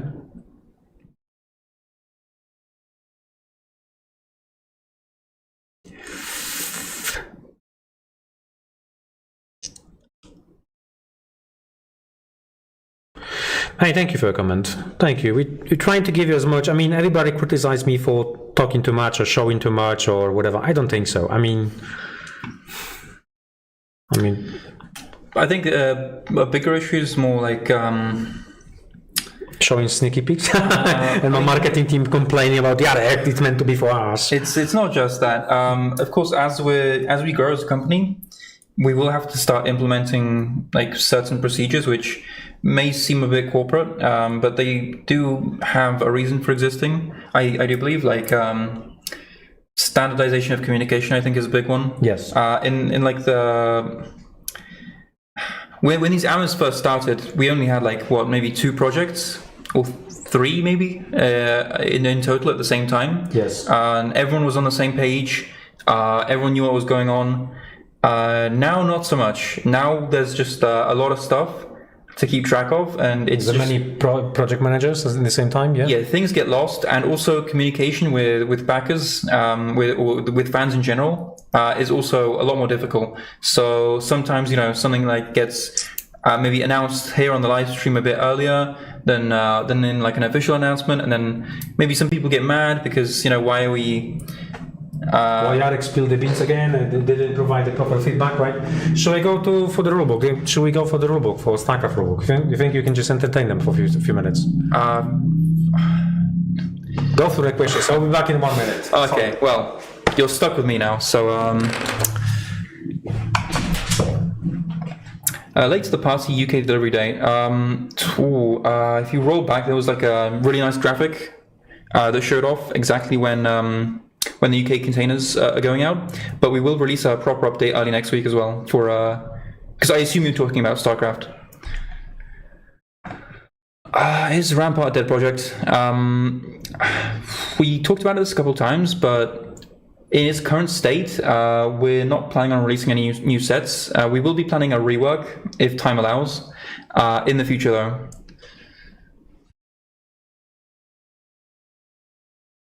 I'd say spill the beans now that Jarek's gone, but we all know he's the one that does that on his own. I tend to try and be more careful, although I am pretty open in like the comments and whatnot. Not so much on stream because I have to be the one bringing the temperature down. You guys going to be at BlizzCon? Maybe. We'll have to see. We're not 100% sure yet. Nothing is confirmed. Jesus. What is your favorite StarCraft mini? Sorry, my voice is dying as well. Oof. My StarCraft mini favorite one.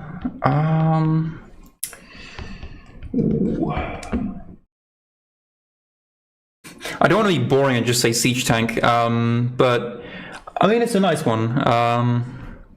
Other than that, I'm actually a pretty big fan of the Zealot miniatures. I think the basic Zealots are actually really nice. With different poses and whatnot. Will you be at Home Story Cup? Probably not personally, no. But yeah, probably not personally, no. Why does dude have to wink just to ask a question? Who, me?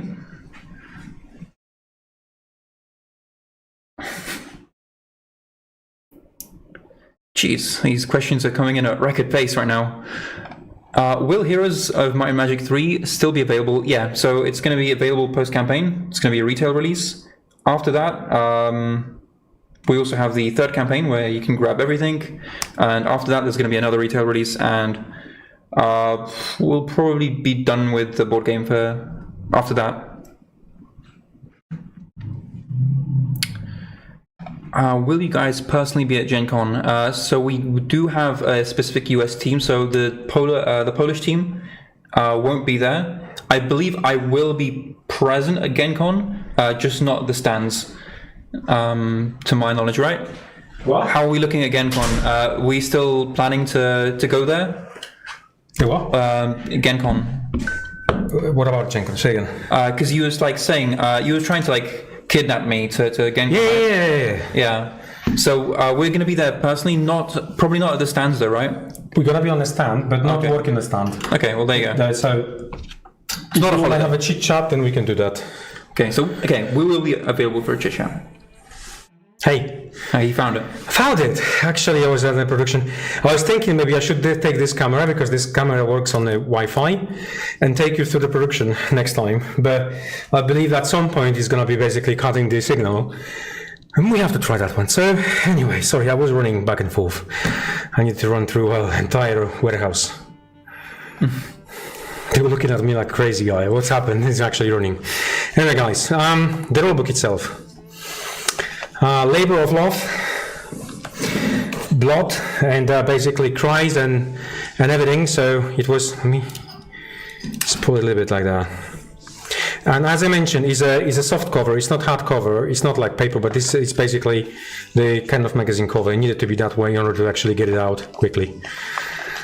Obviously, we want to say thank you to all those people who help us out on delivering this rulebook and the rules itself. What are you going to find in the book? Lots of spelling mistakes. Nah, it's just like some grammar mistakes here and there. I'm joking, but yeah, starting with the simple battle rep. So this is how you basically go through it, and then when you read it, you will understand a little bit more about how the game plays. We wanted to do this way. We have the same approach with other board games. Like, I think this idea came from Master of Orion, when we have exactly the same example of the turn shown, and then you have entire turn, you know how the game is being played. Yes, Shimon? I believe so, yeah. And that is your first 30 pages. Just click it through. Yeah, around about 30 pages. And then we start the concept roll. So you have the movement, models, key tags, the dice rolling systems, and all the stats information about the stats and of your card. Measuring movement. So we have these examples to show you how you measure the stuff and how everything works in the game. Right? Where did you learn English? It's brilliant. I mean, if it wasn't obvious enough, I did grow up in the UK. You did? Unfortunately. No, I'm just kidding. The UK is a lovely place. Is it?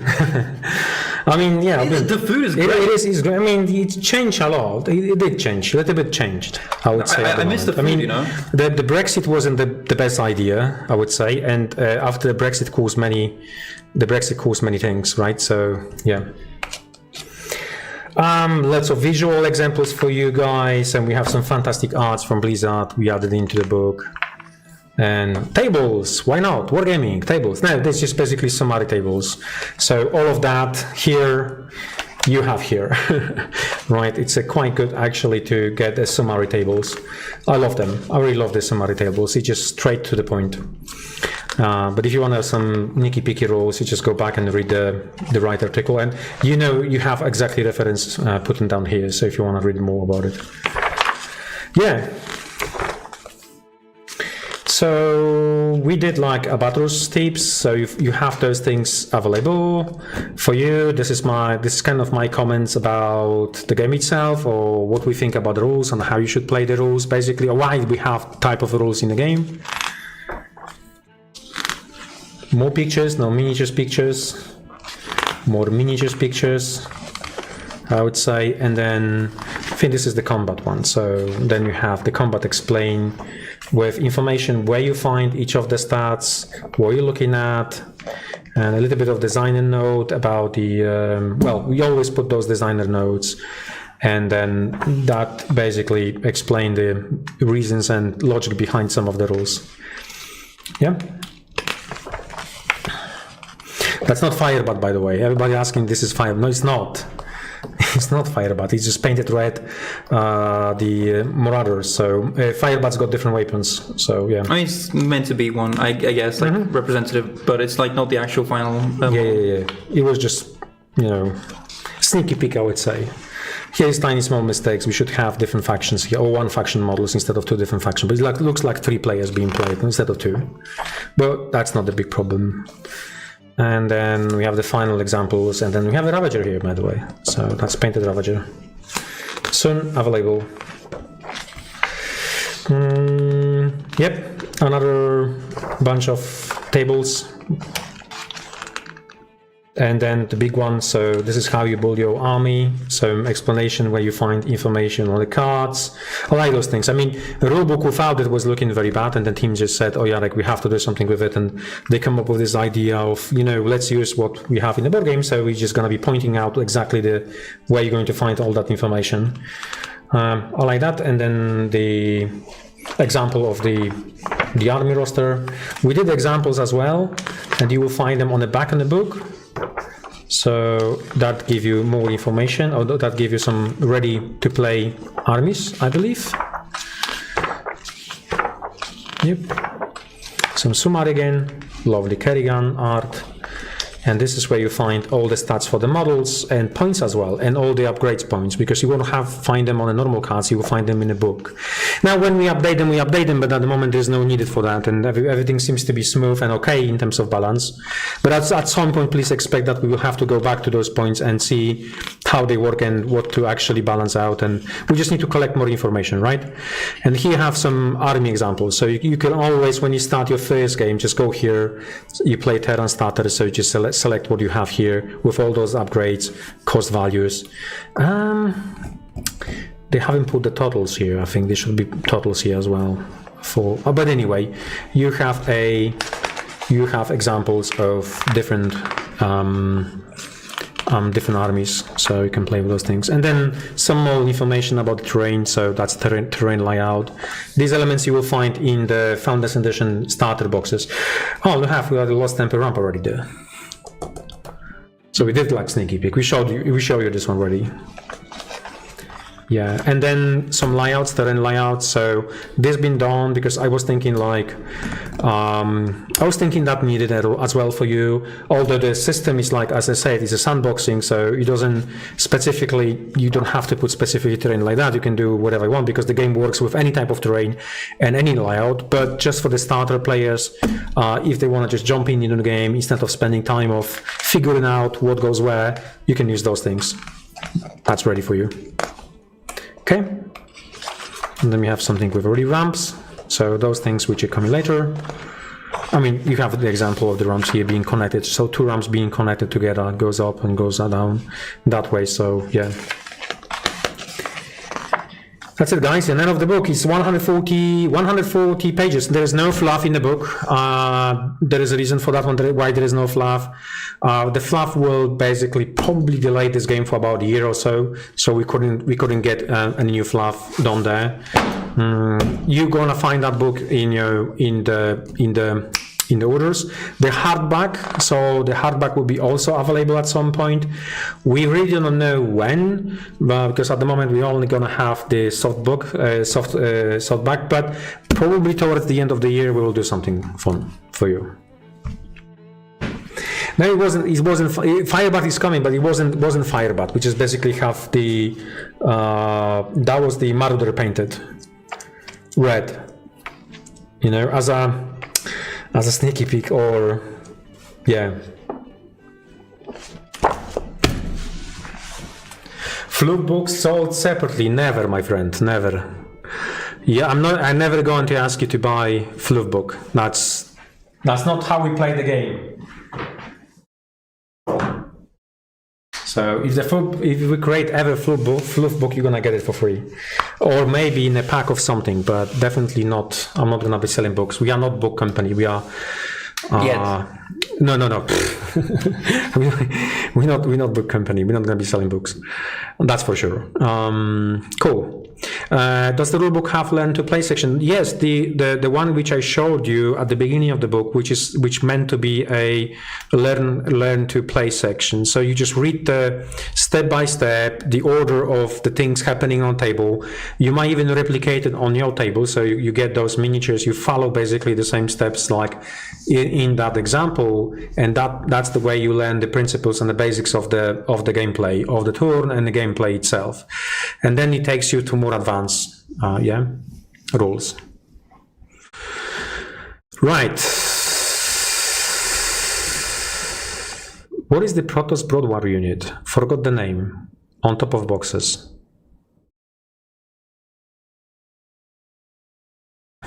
No, there is no Protoss unit on top of the boxes. Just did like a Jedi hand wave.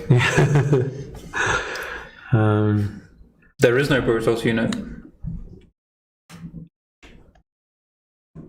It's not the Brood War unit. Okay, guys, I think we're gonna be finishing for today. So thank you for joining us. Yeah, thank you for coming by. We will try to do next Ask Me Anything maybe 3 weeks from now.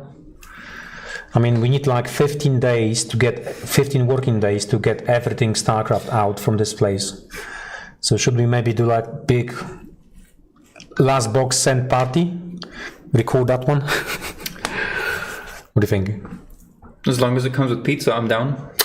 Pizza will be here for sure, man. I mean, I don't know how we're going to say thank you for all the team members and manufacturing crew for things they do. It's just like they're really pushing to maximum. Really pushing we're pushing them to maximum, but they like not on top of we pushing them, they actually also push themselves even more.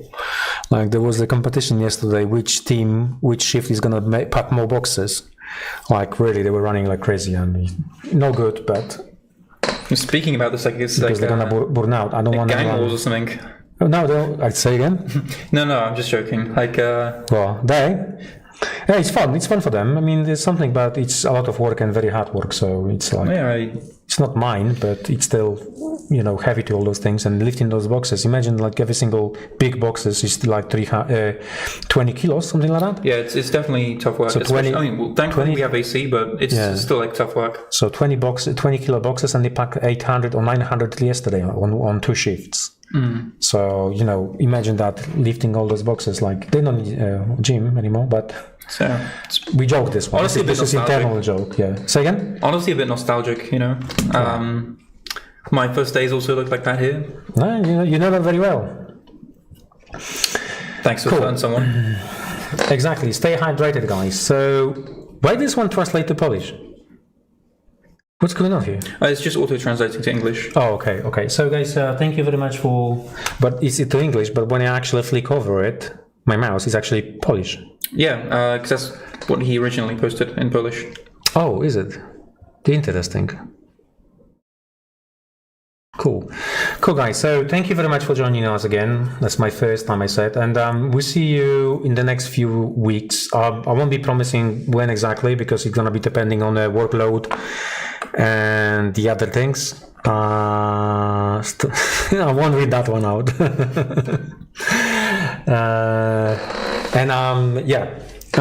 We're gonna keep you updating. I will check what's with the system, updating system for the shipping. Make sure the shipping is actually being fully updated to you guys. And we need around about 15 days from now to actually have the last box leaving the factory, like leaving here the factory, if everything goes smoothly, obviously, but it never goes, but hopefully it's going to be, so see you, and I will see you in the future. Bye. We'll see you.